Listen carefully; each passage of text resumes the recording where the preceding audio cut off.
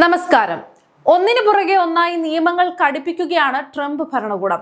യുഎസിലെ 6000-ലധികം അനധികൃത കുടിയേറ്റക്കാരെ മരിച്ചവരുടെ പട്ടികയിൽ ഉൾപ്പെടുത്തിയിരിക്കുകയാണ് ട്രംപ് ഭരണകൂടം. ഇവരെ നിർബന്ധിതമായി നാട് കടത്തുമെന്നുമാണ് യുഎസിന്റെ നിലപാട്. കുടിയേറ്റക്കാരെ ജോ ബൈഡൻ സർക്കാരിന്റെ കാലത്തെ പദ്ധതികൾ പ്രകാരം യുഎസിലേക്ക് പ്രവേശിക്കാനും താൽക്കാലികമായി താമസിക്കാനും അനുവാദം നൽകിയിരുന്നു. എന്നാൽ ഇവരെ മരിച്ചവരായി കണക്കാക്കുന്ന കടുത്ത നടപടിയാണ് ട്രംപ് ഭരണകൂടം ഇപ്പോൾ സ്വീകരിച്ചിരിക്കുന്നത്. കുടിയേറ്റക്കാരുടെ സുരക്ഷാ നമ്പറുകൾ റദ്ദാക്കുകയും അവരെ ജോലി ചെയ്യാൻ സമ്മതിക്കില്ലെന്നുമാണ് ട്രംപ് ഭരണകൂടത്തിന്റെ നിലപാട്. ഇവർക്ക് മറ്റ് ആനുകൂല്യങ്ങൾ ലഭിക്കാൻ കഴിയാത്ത സാഹചര്യവും ട്രംപ് ഭരണകൂടം ഒരുക്കി കഴിഞ്ഞു.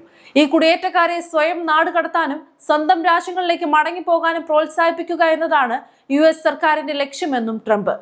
സാമൂഹിക സുരക്ഷാ നമ്പറുകൾ ഇല്ലാതാകുന്നത് വഴി ട്രംപ് ഭരണകൂടം പല സാമ്പത്തിക സേവനങ്ങളിൽ നിന്ന് ഇക്കൂട്ടരെ ഒഴിവാക്കുകയും ബാങ്കുകളോ മറ്റ് അടിസ്ഥാന സേവനങ്ങളോ ഉപയോഗിക്കുന്നതിൽ നിന്ന് വിലക്കുകയും ചെയ്തു.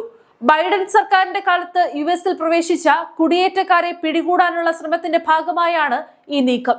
CBP-1 ആപ്പ് ഉപയോഗിച്ച് രാജ്യത്തെത്തിയ കുടിയേറ്റക്കാരുടെ നിയമപരമായ പദവി ഡിപ്പാർട്ട്മെന്റ് ഓഫ് ഹോംലാൻഡ് സെക്യൂരിറ്റി തിങ്കളാഴ്ച റദ്ദാക്കിയിരുന്നു.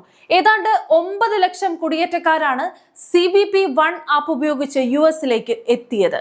ഇവരെ ലക്ഷ്യമിടുന്നതിന്റെ ഭാഗമായാണ് 6000-ഓളം പേരെ മരിച്ചതായി പ്രഖ്യാപിക്കുന്ന ഈ പുതിയ നടപടി. ബൈഡൻ സർക്കാരിന്റെ കാലത്ത് പ്രസിഡൻഷ്യൽ അധികാരത്തിന്റെ ഭാഗമായാണ് 2 വർഷത്തെ താൽക്കാലിക അനുമതിയോടെ കുടിയേറ്റക്കാർക്ക് യുഎസിൽ തുടരാനും ജോലി ചെയ്യാനും അനുമതി നൽകിയിരുന്നത്.